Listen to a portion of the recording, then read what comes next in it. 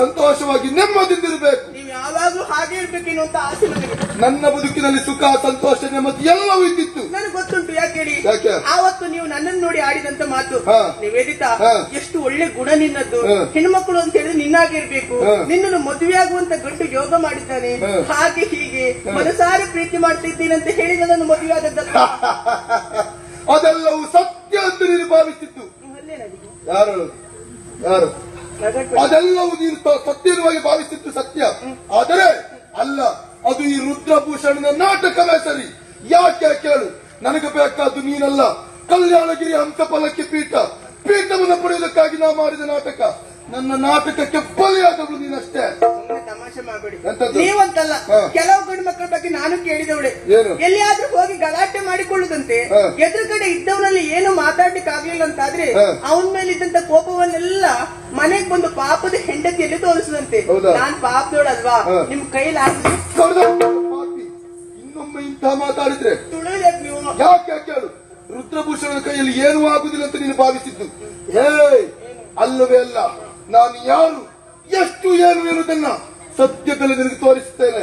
ನಾ ಕಂಡಂತಹ ಕನಸನ್ನ ನನಸು ಮಾಡಿಕೊಳ್ತೇನೆ, ಪೀಠವನ್ನು ಏರ್ತೇನೆ. ನಿವೇದಿತ, ನಾ ಕಂಡ ಕನಸು ನನಸಾಗಬೇಕು ಅಂತಾದ್ರೆ ನನ್ನ ಬದುಕಿನಲ್ಲಿ ನೀನಿರಬಾರದು.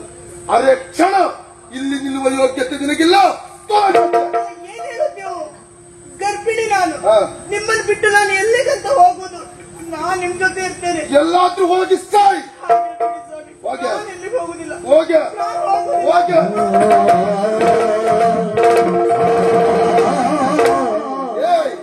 ನನ್ನ ಬೆನ್ನಿಗೆ ಬಿದ್ದ ಬೇತಾಳವೇ, ನನ್ನ ಗುರಿ ನೀನಲ್ಲ ನಿವೇದಿತ, ನನ್ನ ಗುರಿ ಹೇಮ. ನನ್ನ ಬದುಕು ಹಾಳಾಗುವುದಕ್ಕೆ ಕಾರಣ ಹೇಮ, ನನ್ನ ಬದುಕು ಇಷ್ಟ ಆಗುವುದಕ್ಕೆ ಕಾರಣ ಹೇಮ. ಹೇಮಳನ್ನ ಬಿಡುವವನಲ್ಲ, ಯಾವ ಕಾರಣಕ್ಕೂ ಹೇಮಳನ್ನ ಬಿಡುವವನಲ್ಲ. ನನ್ನ ಬಿಟ್ಟು ಹೋಗ್ಬೇಡಿ, ನಾನು ಎಲ್ಲಿಗೆ ಜಾಗ್ರತೆ. ಬದುಕುವ ಆಸೆ ನಿನಗುಂಟು ಅಂತಾದ್ರೆ ಅರೆ ಕ್ಷಣ ಇಲ್ಲಿ ನಿಲ್ಲಬೇಡ, ಹೋಗು. ಅದಲ್ಲ ಅಂತಾದ್ರೆ ಈ ರುದ್ರಭೂಷಣ ಕತ್ತಿನ ಬಲಿಯಾಗಿ ಜಾಗ್ರತೆ. ನಾನು ಹೋಗುದಿಲ್ಲ, ಬಿಟ್ಟು